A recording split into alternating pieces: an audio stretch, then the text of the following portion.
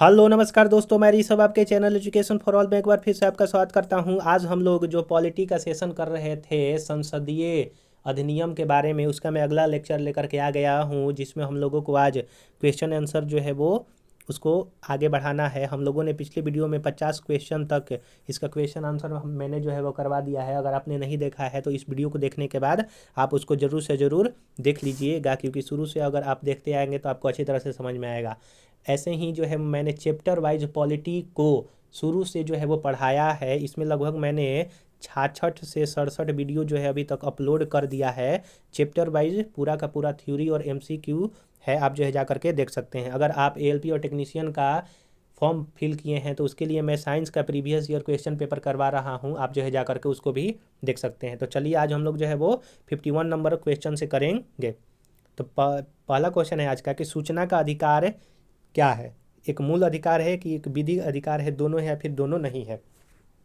तो सूचना का अधिकार तो ऐसे एक विधिक अधिकार है, लेकिन बहुत सारे जो है वो केसों में सुप्रीम कोर्ट द्वारा जो है इसको मूल अधिकार का भी दर्जा दिया गया है। तो ऑप्शन नंबर सी जो है वो सही आंसर हो जाएगा। सूचना का अधिकार वर्ष 2005 के संसदीय अधिनियम के तहत विधिक अधिकार है। सर्वोच्च न्यायालय ने अपने अनेक निर्णयों में इसे आर्टिकल 19(1) के तहत वाक स्वतंत्रता और अभिव्यक्ति स्वतंत्रता के मूल अधिकार में जो है वो निहित माना है। तो इस प्रकार आप कह सकते हैं कि जो सूचना का अधिकार है वो मूल अधिकार के श्रेणी में भी आता है और आपका विधिक अधिकार के श्रेणी में ही आता है। अगला क्वेश्चन है कि निम्नलिखित में से कौन सी शब्दावली सूचना का अधिकार अधिनियम 2005 की उद्देशिका में उल्लेखित है। तो सूचना की पारदर्शिता के बारे में बतलाया गया है, सूचना का प्रकटन के बारे में बतलाया गया है, सुसूचित नागरिकता और लोकतांत्रिक आदर्श की प्रमुखता के बारे में बतलाया गया है। तो ऑप्शन नंबर डी यानी कि चारों के चारों के बारे में सूचना का अधिकार अधिनियम 2005 के में जो है वो बतलाया गया है। अगला क्वेश्चन है कि सूचना के अधिकार अधिनियम के उद्देश्यों के संबंध में कौन सा सही नहीं है। तो सरकार का कार्यकरण में पारदर्शिता एवं उत्तरदायित्व को बढ़ावा देना है। दूसरा नंबर कर है कि हमारे लोकतंत्र को ऐसा बनाना ताकि वह वास्तव में लोगों के लिए काम करे।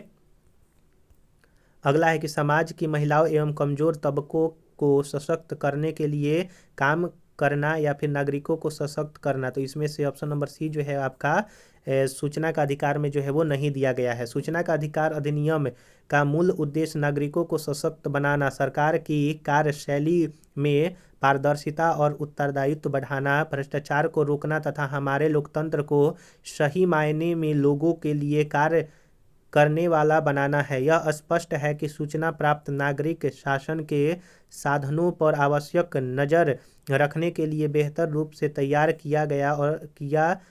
तैयार होता है और सरकार को जनता के लिए और अधिक जवाबदेह जो है वो बनाता है। यह अधिनियम नागरिक को सरकार की जो गतिविधियों के बारे में जागरूकता करने की दिशा में एक बड़ा कदम है। समाज की महिलाओं एवं कमजोर वर्गों के सशक्त करना इस अधिनियम का प्रत्यक्ष उद्देश्य में शामिल नहीं है। आशा करूंगा कि आपको हर चीज़ जो है वो समझ में आ रहा होगा। अगर आपको ये वाकई वीडियो अच्छा लग रहा होगा तो वीडियो को लाइक कीजिएगा, अपने दोस्तों में शेयर कीजिएगा और अभी तक चैनल को सब्सक्राइब नहीं किए हैं तो चैनल को सब्सक्राइब कर दिया कीजिएगा।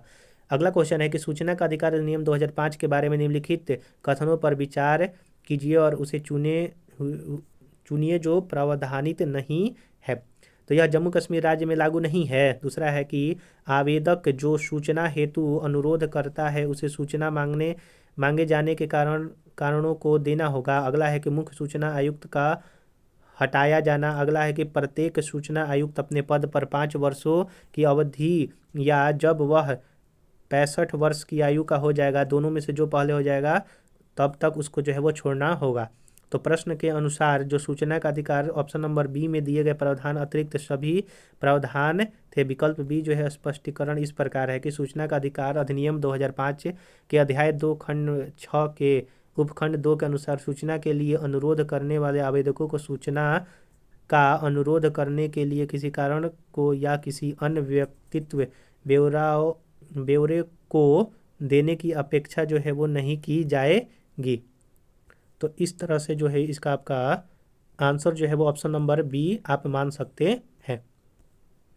अगला क्वेश्चन है आपका क्वेश्चन नंबर 55 है कि केंद्रीय सूचना आयुक्त का कार्यकाल कितना होता है। तो सूचना का अधिकार संशोधन 2019 के द्वारा 2005 में अधिनियम किए गए संशोधन तक तथ्य संबंधी नियमों के अधिकार जो मुख्य सूचना आयुक्त और अन्य सूचना आयुक्तों का कार्यकाल जो होता है वो 3 वर्ष या 65 वर्ष की होती है। जबकि इससे पूर्व सूचना का अधिकार अधिनियम 2005 के अनुसार केंद्रीय सूचना आयुक्त का 5 वर्ष और 65 वर्ष जो है वो हुआ करता था। लेकिन 2019 में जब इसका संशोधन किया गया तो वह मुख्य सूचना आयुक्त जो थे वो उनका अब 65 वर्ष और 3 वर्ष कर दिया गया है। तो इस तरह से ये तो 2016 में क्वेश्चन पूछा गया था, तो इस तरह से इसका आंसर जो है वो ऑप्शन नंबर डी हो जाएगा। लेकिन वर्तमान में 3 वर्ष और 65 वर्ष हो गया है। अगला है क्वेश्चन कि मजदूर किसान शक्ति संगठन MKSS नामक सामाजिक आंदोलन भारत में निम्नलिखित में से किससे संबंधित है। तो RTI अधिनियम से संबंधित है, RTI अधिनियम से संबंधित। और मजदूर किसान शक्ति संगठन जो है इसकी स्थापना 1987 ईस्वी में किया गया था। अगला क्वेश्चन है 57 नंबर के निम्नलिखित में से कौन सा सूचना का अधिकार अधिनियम 2005 से संबंधित है। तो आपका नमित शर्मा बनाम भारत संघ जो है वो आपका 2005 से सूचना का अधिकार से संबंधित है। अगला है कथन और कारण। कथन कह रहा है कि सूचना का अधिकार अधिनियम साधारणतः नौकरशाही में उत्तरदायित्व का मनोभाव बढ़ाने के लिए जिम्मेदार है। कारण है कि इसे वांछित प्रभाव उत्पन्न करने के लिए अभी मीलों तक यात्रा करनी है। तो इसमें से जो है वो कौन सा सही है। तो ए और आर दोनों सही है, लेकिन आर ए का सही जो है वो स्पष्टीकरण नहीं कर रहा है। सूचना का अधिकार अधिनियम से समानतः नौकरशाही में उत्तरदायित्व के मनभावों में वृद्धि हुई है, तथापि अभी भी इस दिशा में काफ़ी कुछ किया जाना शेष है। इस प्रकार कथन और कारण दोनों सही है, लेकिन उसकी यह अच्छी तरह से व्याख्या नहीं कर रहा है। अगला क्वेश्चन है 59 नंबर के सूचना का अधिकार अधिनियम का उद्देश्य है। तो सार्वजनिक अधिकारों से सूचना प्राप्त करने की पहुंच जो है वो सूचना का अधिकार का अधिनियम का उद्देश्य है, जो कि 2005 में लागू हुआ था। 60 नंबर क्वेश्चन है कि किस उच्च न्यायालय ने अपने महत्वपूर्ण फैसले में कहा कि RTI आवेदक को सूचना के अधिकार के अंतर्गत सूचना मांगने का कारण अवश्य बताना चाहिए। तो मद्रास उच्च न्यायालय ने जो है यह कहा था, और यह कब हुआ था। तो 2014 में आपका यह जो है मद्रास उच्च न्यायालय ने कहा था, और RTI एक्ट 2005 में जो है वो आया था। क्वेश्चन नंबर 61 है कि निम्नलिखित में से नागरिक अधिकार पत्र के मूल तत्व में कौन सम्मिलित नहीं है। तो अभिकरण के कार्य के निरीक्षण का प्रावधान नहीं है। विभाग अथवा अभिकरण द्वारा प्रदान की जा रही सेवाओं का विवरण दिया है। सेवाओं का लाभ उठाने के लिए विभिन्न विधियों को प्रचारित किया जा रहा है, और किसी लोक अभिलेख की अपेक्षा जो है वो किया जा रहा है। तो तीनों सही है, लेकिन डी नंबर जो है आपका गलत हो जाएगा। अगला क्वेश्चन है कि राष्ट्रीय स्तर पर अनुसूचित जाति और अन्य पारंपरिक वन निवासी अधिनियम 2006 के प्रभावी कार्यान्वयन को सुनिश्चित करने के लिए कौन सा मंत्रालय केंद्रक अभिकरण जो है वो आपका है। तो वो आपका जनजाति कार्य मंत्रालय है। अगला क्वेश्चन है आपका क्वेश्चन नंबर 63 है कि अनुसूचित जाति और पारंपरिक वनावासी अधिनियम 2006 के अधीन जो व्यक्तिगत या सामूहिक वन अधिकारों अथवा दोनों की प्राकृतिक एवं विस्तार का निर्धारण प्रक्रिया को प्रारंभ करने के लिए कौन प्राधिकारी होगा। तो वो ग्राम सभा का प्राधिकारी जो है वो आपका होगा।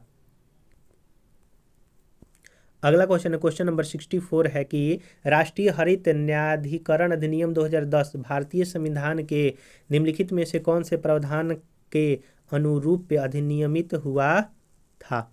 तो स्वास्थ्य पर्यावरण के अधिकार के अनुरूप जो अनुच्छेद 21 के अंतर्गत जीवन के अधिकार का अंग माना जाता है। अनुच्छेद 275(1) के अंतर्गत अनुसूचित जाति के कल्याण हेतु अनुसूचित क्षेत्रों के प्रशासन का स्तर बढ़ाने के लिए प्रावधान्वित अनुदान के अनुरूप।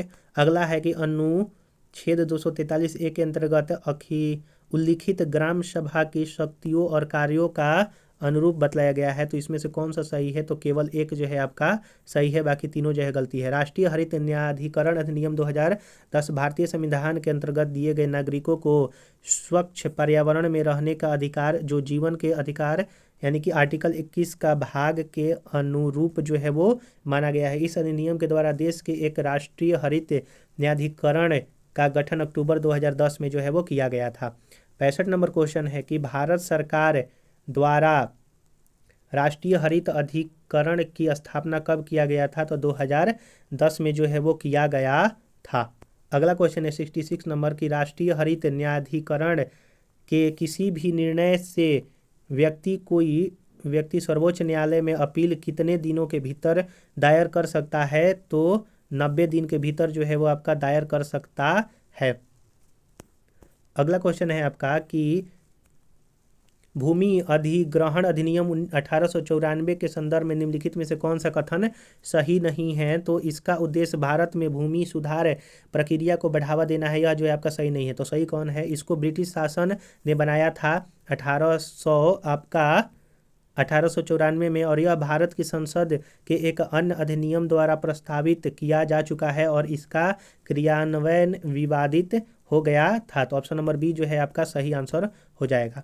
68 नंबर क्वेश्चन है कि निम्नलिखित में से श्रम संबंधी अधिनियमों को मजदूरी संहिता 2019 में सम्मिलित किया गया है? तो 1 और 4 का, यानी कि न्यूनतम मजदूरी अधिनियम मिलेगा, बोनस भुगतान अधिनियम मिलेगा और समान पारिश्रमिक अधिनियम को जो है वो एक तरह से जोड़ा गया है। तो ऑप्शन नंबर सी जो है वो सही आंसर हो जाएगा। The code of on wages 2019 में जो है यह बात कहा गया है कि मिनिमम वेज एक्ट मिलेगा, पेमेंट वेज एक्ट 1984 में मजदूर सदा अधिनियम आया, फिर 1936 में बोनस सदा अधिनियम आया, 1965 में समान पारिश्रमिक अधिनियम जो है वो आपका आया 1976 में, जो इसको शामिल किया गया था। अगला क्वेश्चन है आपका कि 69 नंबर के निम्नलिखित में से कौन सही सुमेलित नहीं है? तो भारतीय संविदा अधिनियम 1870 में नहीं आया था, कंपनी अधिनियम 2013 में आया था, साझेदारी अधिनियम 1932 में आया था और वास्तु विक्रय अधिनियम जो है वो 1930 में आया था। जो भारतीय संविदा अधिनियम था वो 1872 ईस्वी में आया था। अगर आपको ये वीडियो पसंद आ रहा होगा तो वीडियो को लाइक कीजिएगा, अपने दोस्तों में शेयर कीजिएगा और अभी तक चैनल को सब्सक्राइब नहीं किए हैं तो चैनल को सब्सक्राइब कर दिया कीजिएगा। निम्नलिखित में से कौन सा अधिनियम जो है सुमेलित नहीं है? तो जो राजद्रोही सभाओं को रोकने का अधिनियम 1908 में यह जो है नहीं आया था, यही गलत है।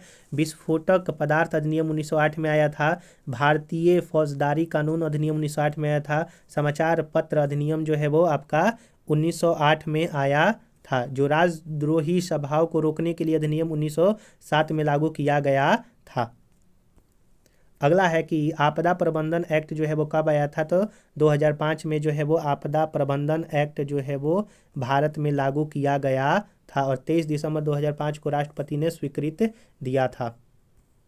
भारत में संसद द्वारा आपदा प्रबंधन अधिनियम कब लागू हुआ था? तो 2005 में जो है यह लागू हुआ था। अगला क्वेश्चन है आपका कि भारत में आपदा प्रबंधन के लिए राष्ट्रीय आपदा प्रबंधन डिवीजन गृह मंत्रालय के एक नोडल डिवीजन है। राष्ट्रीय आपदा प्रबंधन प्राधिकरण का पदेन अध्यक्ष कौन होता है? तो वो आपका प्रधानमंत्री जो है वो राष्ट्रीय आपदा प्रबंधन का पदेन अध्यक्ष होता है और 2005 में इसको लागू किया गया था। लॉकडाउन के दौरान भारत सरकार के द्वारा प्रयुक्त असाधारण शक्तियों को विधिक आधार निम्नलिखित में से किन कानूनों से प्राप्त जो है आपका हुआ था? तो वो आपका हुआ था डिजास्टर मैनेजमेंट एक्ट 2005 और आपका एपिडेमिक डिजीज एक्ट 1897 के तहत जो है वो आपका कोरोना काल में भारत सरकार ने जो यह निर्णय लिया था। अगला क्वेश्चन है आपका कि 74 नंबर क्वेश्चन है 75 नंबर की भारत सरकार ने वन संरक्षण अधिनियम किस वर्ष जो है वो अधिनियमित किया था? तो 1990 में जो है वो अधिनियमित किया गया था वन संरक्षण अधिनियम और 25 अक्टूबर 1980 को लागू हुआ था। निम्नलिखित कथनों पर विचार कीजिए। आधार मेटा डेटा को 3 महीने से अधिक संग्रहित नहीं किया जा सकता है। अगला है कि राज्य निजी निगमों कॉरपोरेशन से आधार डेटा को साझा करने के लिए कोई अनुबंध नहीं है। आधार बीमा उत्पादों को प्राप्त करने के लिए अनिवार्य है और आधार भारत की संचित निधि से हित लाभ प्राप्त करने के लिए अनिवार्य है। तो निम्नलिखित में से जो है वो 2 और 4 आपका सही है कि राज्य, निजी, निगम, कॉरपोरेशन के आधार डेटा को साझा करने के लिए कोई अनुबंध नहीं है। यानी कि आप कर भी सकते हैं, नहीं भी कर सकते हैं। और आधार भारत के संचित निधि से हित लाभ प्राप्त करने के लिए जो है आपका, अगर आपको लाभ प्राप्त करना है तो उसके लिए आधार जो है वो एक तरह से जरूरी है। 77 नंबर क्वेश्चन है कि निम्नलिखित कथनों पर विचार करें। शिक्षा का अधिकार अधिनियम के अनुसार किसी राज्य में शिक्षा के रूप में नियुक्त होने हेतु आय होने के लिए किसी व्यक्ति से में संबंधित राज्य अध्यापक शिक्षा परिषद द्वारा निर्धारित न्यूनतम योग्यता का होना आवश्यक है। और दूसरा कथन कर रहा है कि आरटीआई अधिनियम के अनुसार प्राथमिक कक्षाओं में शिक्षण हेतु किसी अभ्यर्थी के लिए राष्ट्रीय अध्यापक शिक्षा परिषद के दिशा निर्देश के अनुरूप लिए गए अध्यापक अर्हता परीक्षण में उत्तीर्ण होना आवश्यक है। और भारत में 90% से अधिक अध्यापक शिक्षा संस्थान प्रत्यक्ष रूप से राज्य सरकार के अधीन है। तो इसमें केवल जो है आपका 2 सही है कि जो आपका अर्हता है, परीक्षा जो लिया जाएगा शिक्षा के लिए, शिक्षक बनने के लिए आपको वो जो है वो पास करना जरूरी है। 78 नंबर क्वेश्चन है कि राज्य खाद्य उद्योग की स्थापना किस अधिनियम के तहत किया गया था। तो राष्ट्रीय खाद्य सुरक्षा अधिनियम 2013 के तहत राज्य खाद्य आयोग की स्थापना जो है वो किया गया था। 79 नंबर क्वेश्चन है कि भारत में जिला स्तर पर उपभोक्ता विवाद निवारण के संदर्भ में निम्नलिखित में से कौन सा जो है आपका सही नहीं है। तो ऑप्शन नंबर जो है सी नहीं है कि जिला फोरम उन्हीं शिकायतों की सुनवाई करता है जिनमें माल या सेवाओं का कुल मूल्य 50 लाख रुपए से अधिक नहीं होता है। तो यह जो है आपका गलत है और बाकी ये जो उपभोक्ता के हितों के समान ये जो है आपका सही है। तो हम लोगों ने यहाँ पर जो है वो विधिक अधिकार अधिनियम से संबंधित जो है वो संसदीय अधिनियम जो होता है आपका, उससे संबंधित हम लोगों ने 79 क्वेश्चन जो है हम लोगों ने किया। तो अगर आपने पीछे वाला वीडियो नहीं देखा है तो आप टोटली जो है वो जाकर के प्लेलिस्ट बना हुआ है, देख सकते हैं। अगला हम लोगों का टॉपिक सर्वोच्च न्यायालय है, जो कि कल से मैं स्टार्ट करूँगा। अगर आपको ये वीडियो पसंद आया होगा तो वीडियो को लाइक कीजिएगा, अपने दोस्तों में शेयर कीजिएगा और अभी तक चैनल को सब्सक्राइब नहीं किए हैं तो चैनल को सब्सक्राइब कर दिया कीजिएगा। चलिए हम लोग जो है अगले वीडियो मिलेंगे, तब तक के लिए नमस्कार।